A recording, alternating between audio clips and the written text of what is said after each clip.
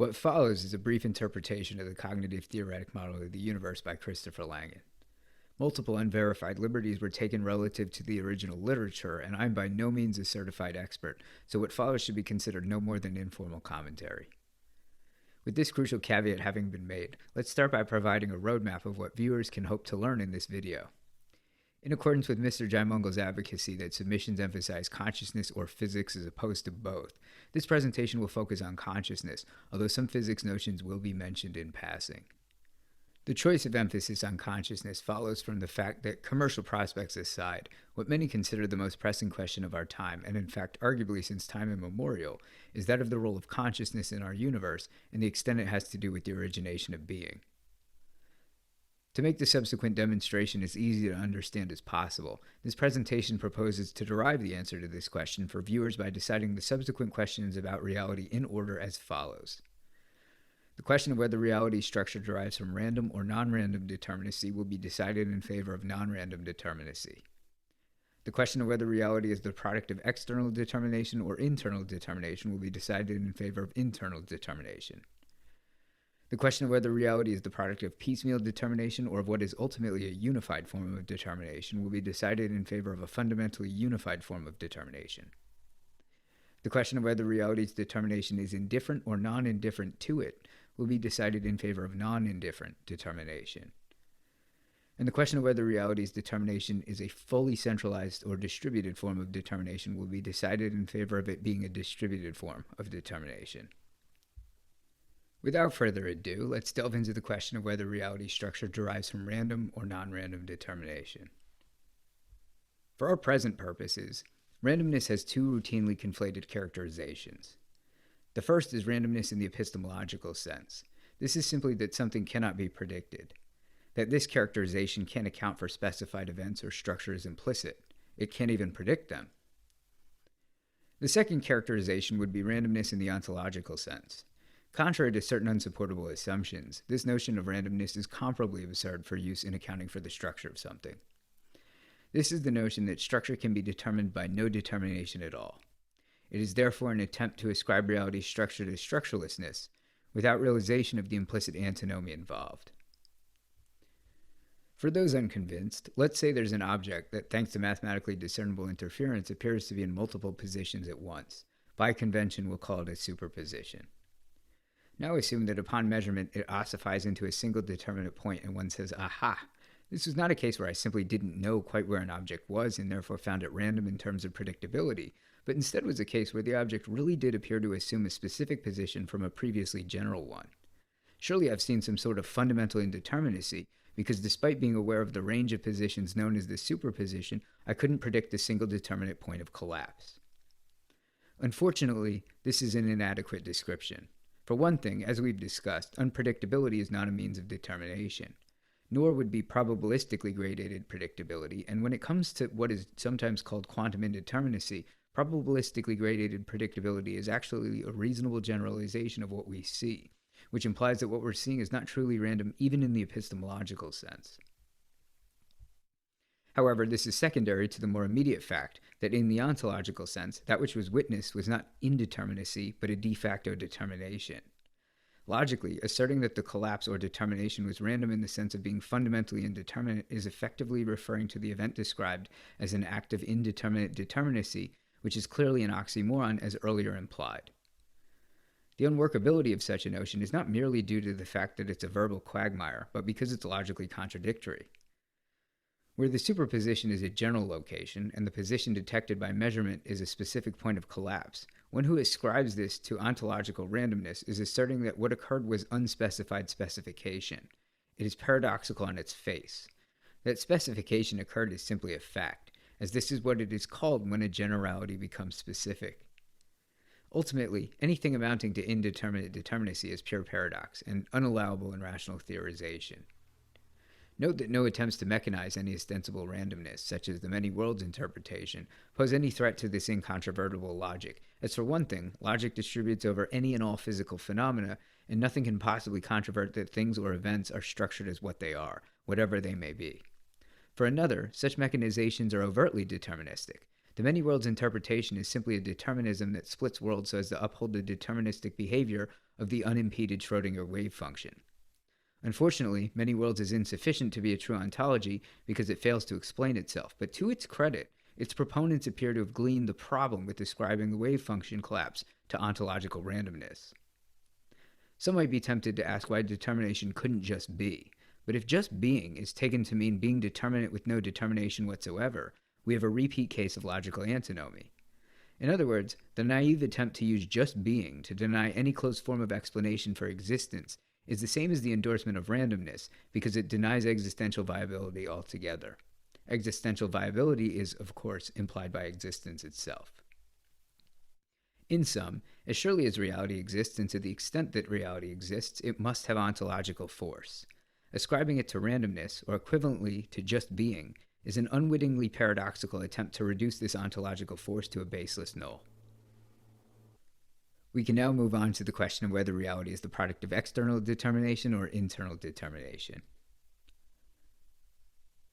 The universe is closed, right? There's nothing outside of reality that is real enough to be, real enough to affect it. If it's real enough to affect reality, it's got to be real, and it's got to be inside reality, all right? So that's closure. This in the CTMU is called the reality principle, and uses what logicians call proof by contradiction to soundly demonstrate the self-containment of reality. Succinctly, one can state that that which has real effect cannot be unreal, and is therefore a real part of the reality system. Therefore, reality as a system is closed under the operation of effect or influence, implying that all effective determinacy necessarily comes from within. In his 2002 paper, The Cognitive-Theoretic Model of the Universe, a New Kind of Reality Theory, Langan calls this self-determinacy, serving as, quote, the type of causal attribution suitable for a perfectly self-contained system, end quote. The closure of reality established, we can now move on to the question of whether reality is the product of piecemeal determination or of what is ultimately a unified form of determinacy. When we talk about the origination of the system of reality as a whole, we must describe a level of determinacy capable of systematization. In other words, we are implicitly talking about the level that coheres reality and makes it such that different entities within reality share the same system of reality or coexist. The connectivity of reality, or that which makes it cohere as a system of coexisting aspects, necessarily pervades throughout the whole without exception. Because this invariant connectivity must apply to every aspect of reality in full, everything in reality must be an expression of it.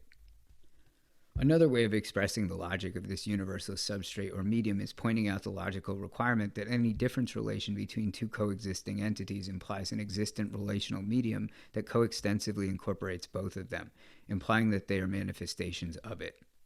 In the CTMU, this is called syndifionesis, which saves us the trouble of calling it difference in sameness, which as an ambiguous hyphenation could be mistaken as trivial, or referring to the principle only by means of its explanation.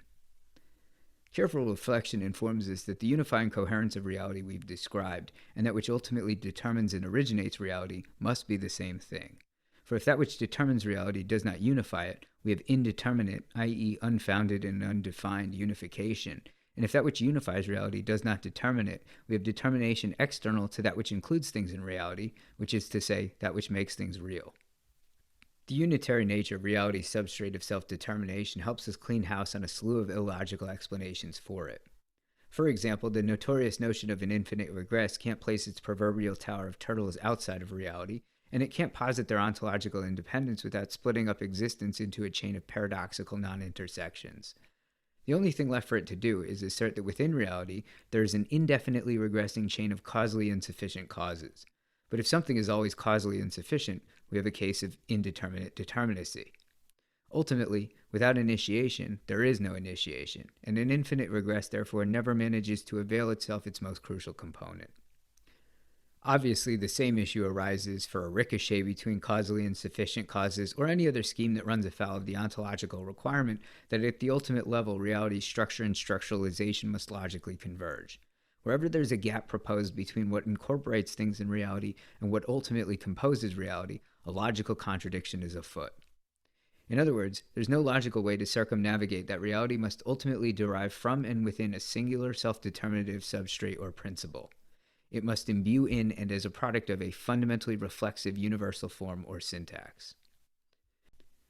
As an aside to casual viewers, the term reflexive here is the mathematical term for a relation from some object to itself, and is not to be confused with its use as an adjective for your reaction to a mallet under your knee at the doctor's office, which, of course, was to try to kick the doctor and make it look like an accident. I, for one, think it should have been called a reflective relation to lessen the confusion, but nobody ever asks me. In sum, at this point it should be clear that the only logical option is that reality is its own coherent source of existence. Reality must derive from a fundament whereby explanation, explanandum, and explanation function are all identical. Existence must, as famous physicist John Wheeler put it, be self-excited. But this alone doesn't necessarily elucidate the intrinsic character of the kind of self-excitation we find ourselves talking about. This leads us to our next question, that of whether reality's self-determination is self-indifferent or is fundamentally non-indifferent to itself. Because excitation is often taken to be an emotive and therefore arguably overly anthropomorphic term, let's for now use the more connotatively cautious term of stimulation, where stimulation is defined conservatively as that which drives or catalyzes something. In other words, to the extent that reality has any sort of behavior at all, e.g. locally dynamic or primordially self-defining, that behavior is self-stimulated. Considered as a system that engages on its own, reality necessarily engages itself. It's important to understand that this self-stimulation is all there is. After all, we've established that there can be no non-intersection between what unifies and determines reality.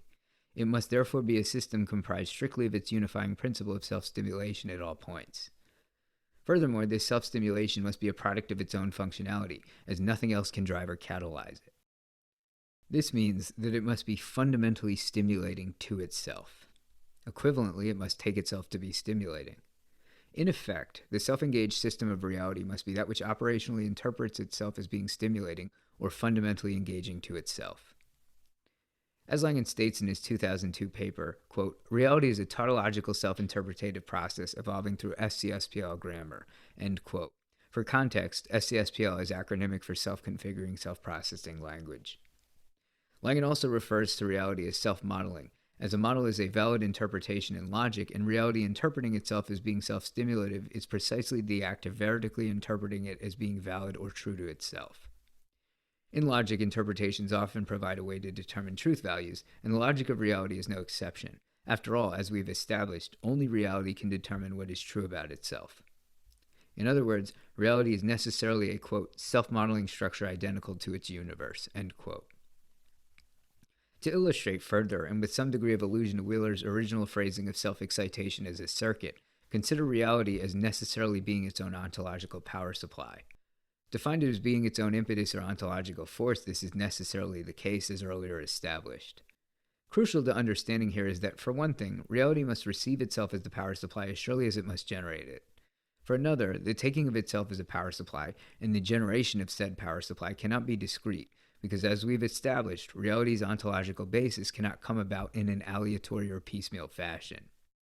In other words, were something other than what generated the ontological force to be what received it, then the ontological force would be conferred elsewhere relative to its generation, and would thusly leave the generation itself unaccounted for, and this would leave us with an explanatory debt.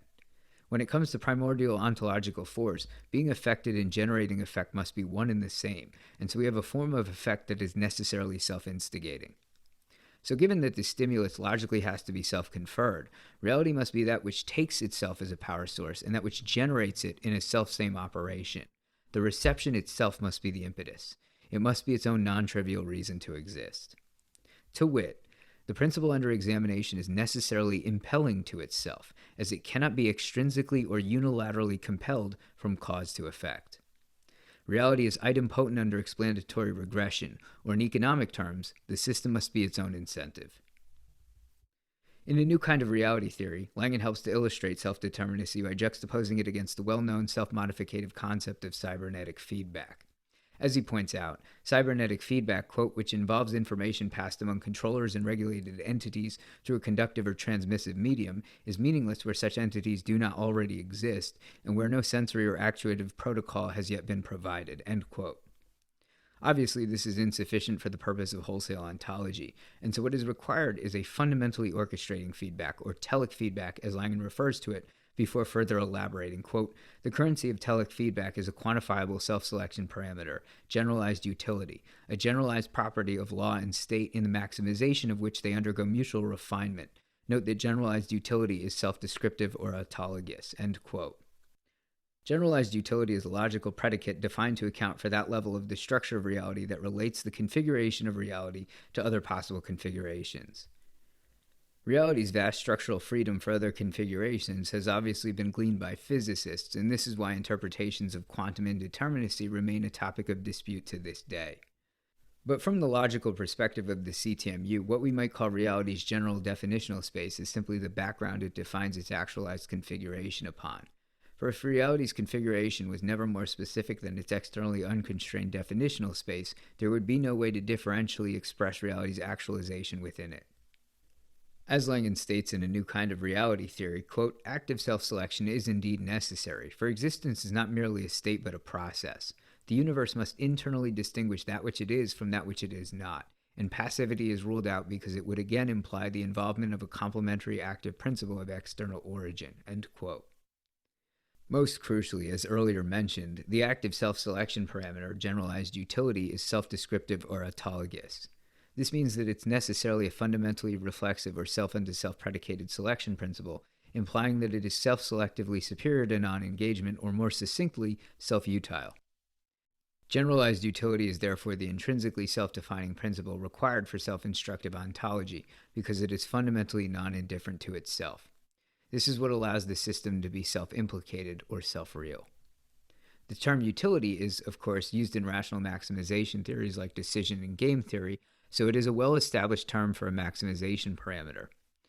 In common language, utility tends to be given special status relative to any derivational active selection itself on the grounds that humans have a history of viewing their own utility as fundamentally reflexive, often referring to this perceived utile reflexivity as sentience. But before addressing where humans fall into all this, let's first wrap up the above by simply affirming that indeed, reality is fundamentally non-indifferent to its internal or self-differentiation. In fact, at the risk of belaboring the point, a proper understanding of the nature of the reflexivity at hand informs one that if there were not a fundamental scale of inclination to reality, all of its differentials would be equivalent to it, and therefore not even cardinally distinct, thereby rendering reality undifferentiated within itself. Ultimately, reality is nothing if not fundamentally non-indifferent. That whatever fundamentally quantifies reality must have an arrow of preference offers profound insights on certain vexing questions. The arrow of time, for example, is not a cosmic accident, but a product of this fundamental asymmetry, allowing reality to meaningfully exist within itself as a parameter-maximizing internal process, or an internal evolution. In other words, the dimension of time provides the ability to maximize internally and iteratively, such that there is a sequential internal process that is non-trivial by dint of being dynamic and improvable from an internal vantage, as opposed to pure unalterable stasis, which is to say no process of existence at all. Such eventlessness is incompatible with the requirement that existence be self-non-trivial or self-interpretatively self-stimulative. Those who find this too anthropomorphic would do well to remember that human experience or sentience is necessarily an instance of reality's overall self-stimulative medium. That this medium can be discernibly self-impactful in humans is therefore an example of this self-stimulation, not an exception. This dovetails nicely into our next question, which is that of whether reality's determination is a fully centralized form of determination or a distributed form thereof, because it has profound implications for human free will. It is completely self-contained. In other words, it's undefined from the perspective of anything outside it. As a matter of fact, there is no outside perspective, which makes it undefined, right? It's got to define itself completely internally. And this amounts to freedom. It is externally unconstrained. All of its constraint comes from within. It's self-determined. Now, the universe is composed only of itself. There's nothing else but the universe, but the identity of the universe to comprise the universe. So, of course, everything in the universe inherits this elementary kind of freedom. Reality cannot be simplified or abbreviated. This is because logically, if one were able to simplify or abbreviate reality with no loss of definition, then whatever was removed so as to allow for the reduction could not logically have been real. In other words, reality could not have come from anything simpler than its full scope of definition. This irreducibility reveals something very important about reality. Logically speaking, what can't be simplified must be contributory throughout. This means that reality must be ubiquitously contributory.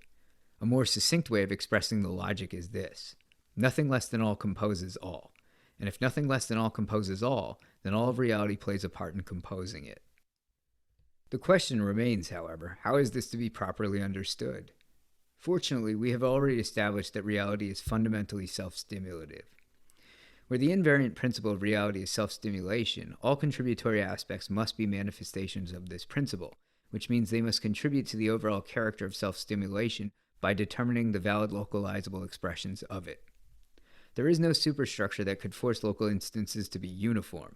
In fact, a little bit of advanced reasoning tells us that were they fully uniform, they would not actually be differing local instances of the self-stimulation principle, and therefore would fail to form any uniquely real locales, effectively effacing reality to a homogeneous null. Examples of invariant principles that accommodate permutations or variability abound. For the most colorful example, the principle of color is defined on the set of colors, and all colors are instantiations of the principle. Just as the principle of color depends on the colors depend on the principle as well. A world in which there was merely one conceivable color is a world in which there are no conceivable colors, because a single color cannot be conceived as a distinction if one's full range of conception is monochrome, making the notion of monochrome conception itself nonsensical. When it comes to self-stimulation, we necessarily refer to a fabric which is precisely that which it takes as stimulative to itself entirely according to itself. This self-definition is necessarily autonomous or autonomously self-determinative. Positing a locality devoid of this self-definition itself is positing a locality devoid of precisely that which makes reality self-real. It would be a fully trivial locality, and therefore could not exist as real in the system. This is important to understand, because localities don't exist merely for the sake of spatial expansiveness, but because they have to. For existence to be self-stimulative, it must have non-trivial encounters or interactions within itself. It must take its most fundamental reflexive or self-unto-self operation and insert it within itself in attenuated form so it can have an environment to engage in. These localized self-instantiations must be defined against an environment that is not fully under their individual control, or else nothing is parametrically improvable, and this would make existence procedurally trivial. Conversely, insertion is also trivial if the self-operation is fundamentally incapable of local control. And so for reality to have intrinsic reality, or to be real within itself, it must inundate itself with internal versions of its autogenous operation, or localized selves, which in the CTMU are often referred to as tellers, denoting the class of entities in possession of self-modeling capacity, a class which naturally includes human beings. Teller is a manipulation of the term telic, which means tending toward an outcome or goal, with the suffix or suggesting being the performer of an action as is standard. The Greek root telos is also etymologically related to teleology, which is the notion of a purposive, or as we've expressed it, self-stimulative universe. As there is no self without non-trivial self-influence, for a self to be defined locally, it must to some degree define itself locally, or else there is no sense in which it is meaningfully a self on location.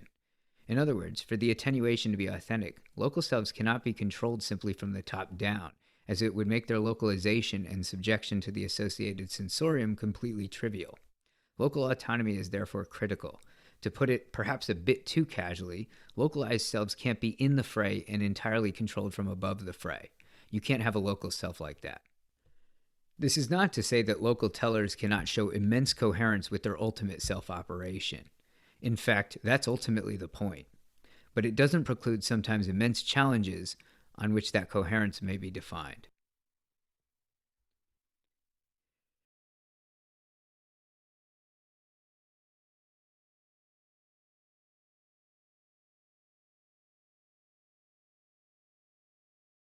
As the local self-definition of tellers is what makes localities real, it is also what configures the non-general aspects of the local environment, or the local content or objects that serve as self-stimulative resources. In other words, tellers as a class implicitly configure their environments. However, that local tellers find themselves incapable of unilaterally overriding the considerable interference generated by other tellers allows for the non-trivial and sometimes harrowing mitigation of local control previously mentioned. Nonetheless, because these local selves necessarily exert degrees of their non-trivial autonomy in anything they contribute to any configuration, The various configurative influences generated by even a single teller also have degrees of independence relative to each other. In this way, there is some minutiae of autonomy expressed in everything in the universe, all the way down to its quanta, which are sometimes referred to as tertiary syntactic operators in the CTMU, because like all entities in existence, they use syntax in interaction with their environments or operands. Secondary syntactic operators are then the class of locally self-modeling syntactic operators like us, aka local tellers, and the primary syntactic operator, or primary teller, is the self-modeling universe at large, sometimes appropriately referred to as the global operator descriptor. This taxonomy is rigorous and important, but it's not necessary to fully understand for the presentation at hand. In fact, for our present purposes, a not unreasonable way to glean the gist of what's being said is to consider objects' ideas of objects and tellers' ideas of self in the universal self-modeling entity, or mind of God.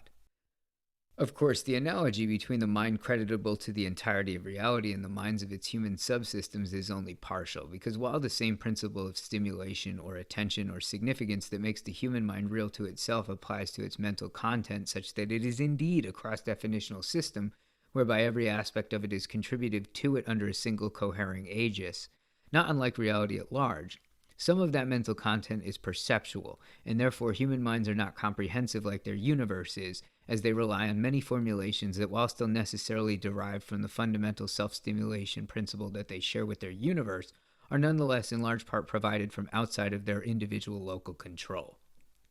Local selves are therefore largely defined by their responses to this input and severely limited in their comprehension of the exhaustive level of sapience and self-configurative power possessed by the reality of which they are lesser subsystems. Intractable difference of scope aside, localized human introspection can still be useful for understanding things like the difference between the level of self-modeling entities and their lower-level content, because human minds are indeed self-modeling entities containing such content.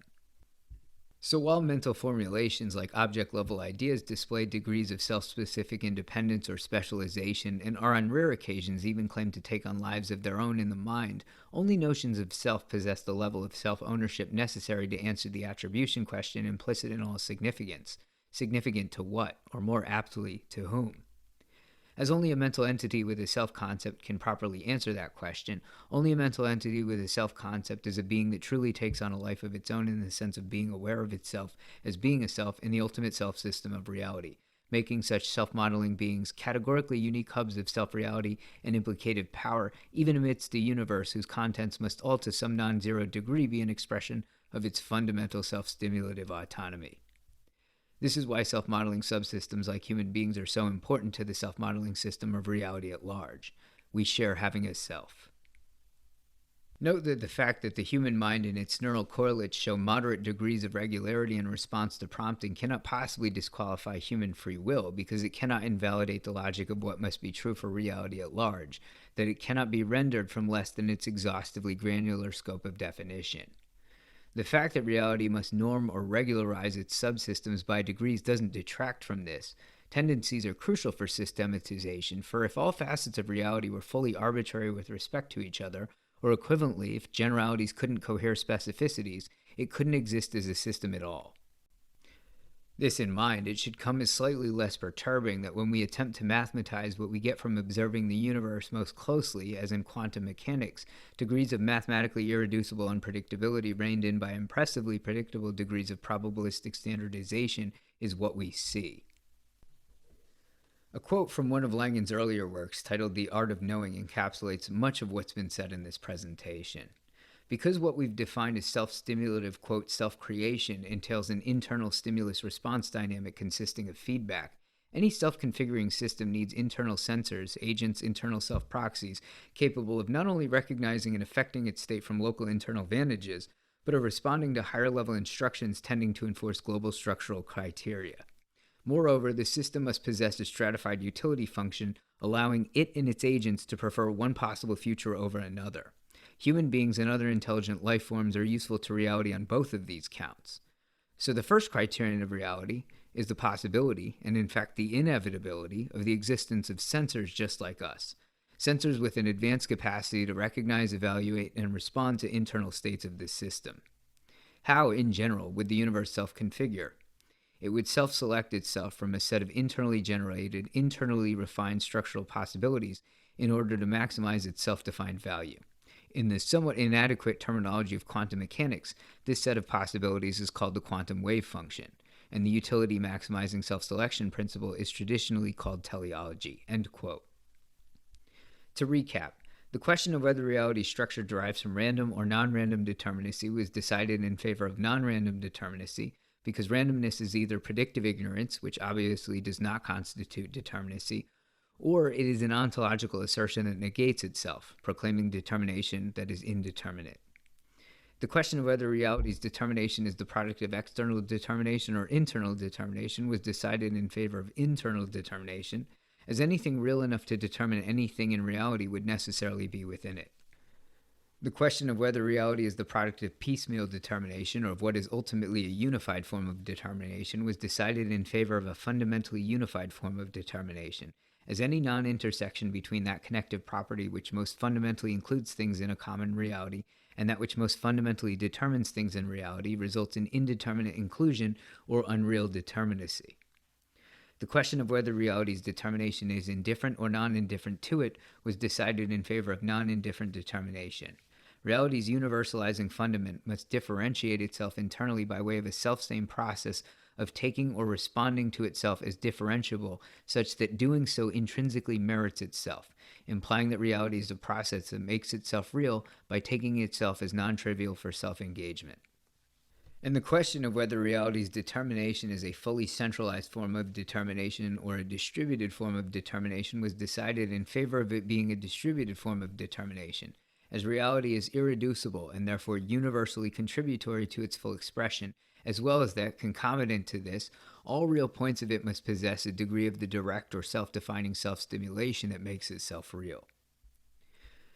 The ease of producing a logical analog between mind and reality to model its features should come as no shock, as once again we've established that reality ultimately consists of a unitary metasubstance or medium. Human experiential existence is therefore a direct example of the behavior of this medium that demonstrates that it must be self-experienceable. It is the ubiquitous fabric of reality itself that is capable of human experience, as to the extent that human experience is real, it can in no way be beyond it. Implicitly, then, the human experiential world is necessarily a direct example of the medium's own capacity to impress upon itself. After all, as we've established, both reality and its human subsystems exist by dint of being systemically self-non-trivial, or more succinctly, self-real. The simplified takeaway is that reality can be more or less accessibly characterized as a system of autonomous self-significance, whereby this principle is that which everywhere, both overall and locally, makes the system real to itself, unifies it into a coherent system of self-signification, and allows it to, with a distributed hierarchy of autonomy, determine itself according to the permutations of the self-significance principle definable within it. As for questions of why and how self-significance exists, careful reasoning reveals that significance is precisely that for which the why and the how ultimately converge. What exists by dint of being self-valid and self-denotable is implicitly self-explanatory and real to itself. It is thus ontologically valid on its own terms. Again, this general real-to-self function of reality is also familiar to us because it is exemplified by human sentience.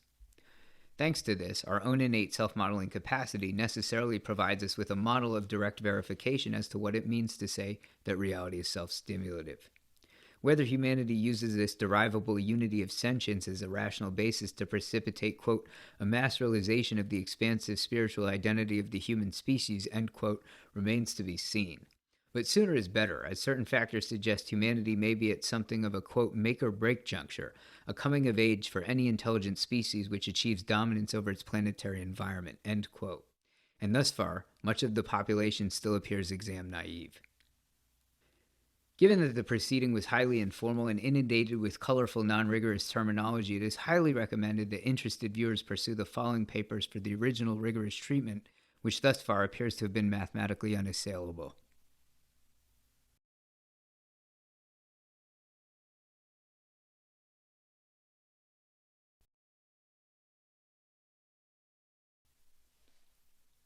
Lighter reads quoted in this presentation include The Art of Knowing, Langan 2002, a collection of essays on free will and other topics, and Meta-Religion is the Human Singularity, Langan 2018, which readers will likely find acutely prescient in light of recent events. This project was made independently of the Mega Foundation.